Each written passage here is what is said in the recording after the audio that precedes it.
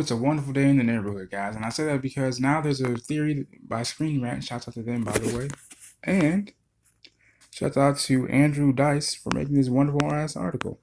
And I say that because apparently, if you guys read, the title of the article, it says Loki may have been mind controlled in the Avengers throughout the entire Avengers, and it makes a lot of sense. And I say that because Marvel has officially confirmed Thor's brother was under the influence of the Mind Stone in the Avengers, which raises the question: was Loki ever really a villain at all? Honestly, that would be a controversial debate in itself, since Tom Hiddleston's Loki has been the MCU's best villain to date.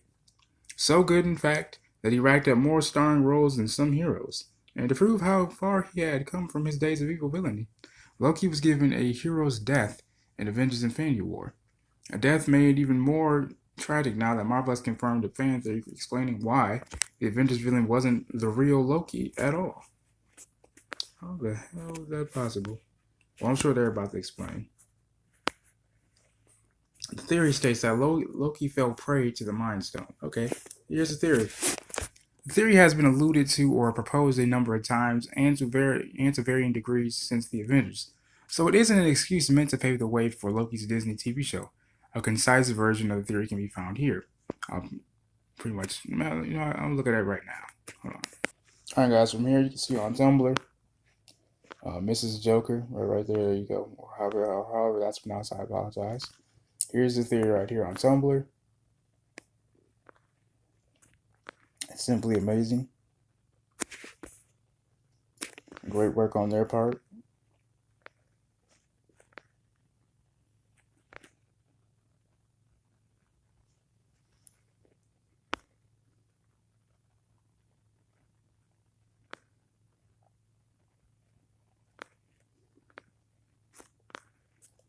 And there you go.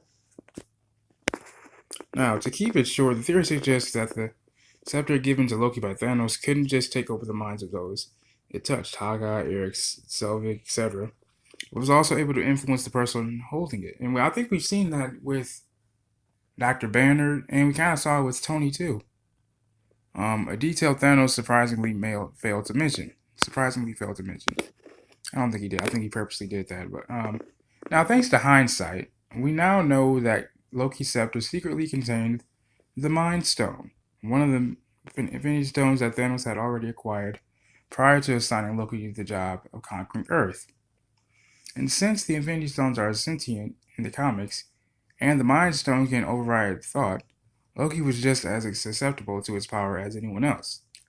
Thanos may or may not have known that when giving it to Loki, but either way, the disheveled and sickly appearance of Loki upon his arrival in Avengers is pointed to as major evidence of some kind of corruption. And so Marvel goes on to confirm the theory.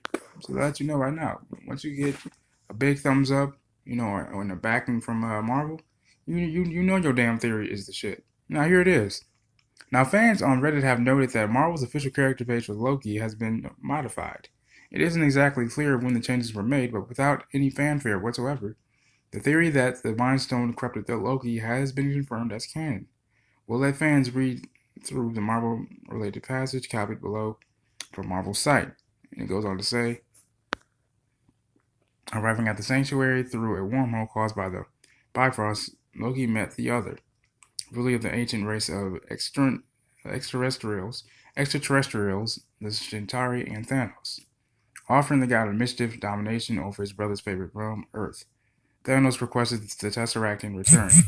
Now, gifted with a scepter that acted as a mind control device, Loki would be able to influence others. Unbeknownst to him, the scepter was also influencing him, fueling his hatred over his brother, Thor, and the inhabitants of Earth. Oh man, there you have it. Loki was just as much as a victim of Thanos and the scepter as anyone else. And I think that's the reason why Loki, and I think that's another reason as to why, or at least you can say it factored in, to why Loki made that noble sacrifice in Infinity War, because I think he finally realized that he was completely expendable and disposable to Thanos. Like, Thanos didn't give a fuck about fucking Loki. He just said, look, man, just give me my damn stone and be on your damn way. And potentially, since the Mind Stone was driving him to be more evil and hateful than he actually was at heart. So that lets you know right there that the scepter completely linked with Thanos' creed and decisiveness and, and vindictiveness. You know, Loki was a victim too. As fucked up as that is, it makes a lot more sense, and I actually applaud Loki even more. Um, that certainly explains the more sadistic moments Loki enjoyed in the Avengers team up, and why he became a far more reasonable in later appearances. Once the influence and hatred fueled by the Mind Stone was removed, but if Loki can't really be held responsible for all his villainous actions in the movie, is it possible that Loki was never villain to begin with? Yes, I believe it is. Continuation of what I said before, Loki really wasn't evil to begin with, especially in Thor. Now, it's easy to forget what Loki's actual motivations were in his first Marvel movie, mainly because it's so easy to forget how much of an idiot Thor was at the beginning of his story. I mean, and Thor really was a damn idiot. He really was truly unfit to be the king of Asgard.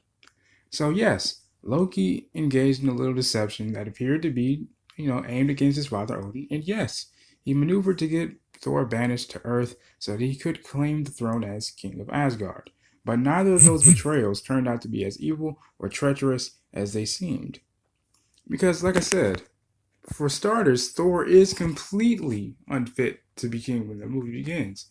And one could argue that it was Loki's actions to spare Asgard his temper that sparked Thor's growth into a hero. So if you really want to give, if you really want to give someone the hero trophy, give it to Loki and put some respect on the man's name, because in hindsight, or I should say in retrospect, he actually did, he helped mold Thor into the man that he is today. So, like I said, if it wasn't for Loki, Thor would not be the king of Asgard. So that's why I have so much respect for Loki now. I mean, after really watching Infinity War and seeing what he did for his brother and his people, I had a new profound respect for Loki. Now, moving on with this. But more importantly, Loki had reasons for everything he did. Man, let's speak on this real quick. Having been lied to all his life, because it turned out he was a frost giant, Loki sought to kill Asgard's greatest enemy, the Frost Giants, which is his actual people. To prove his allegiance, his love, and his competence to his adopted father Odin. He was a misguided antagonist and a foil to Thor. Yes, but to call Loki a villain would be too simple and frankly too uncharitable. Because after all, Odin denying his approval and instead uttering a simple no was all it took for Loki to throw himself into oblivion, eyes filled with tears at having disappointed his adopted father. Unlike the usual comic book villains who want to do evil or take over the world, Loki's goal made sense. The fact that he was willing to do too much to get it made him compelling and tragic, not villainous, which is why he was so popular with fans, and a perfect choice to return as the villain of the Avengers.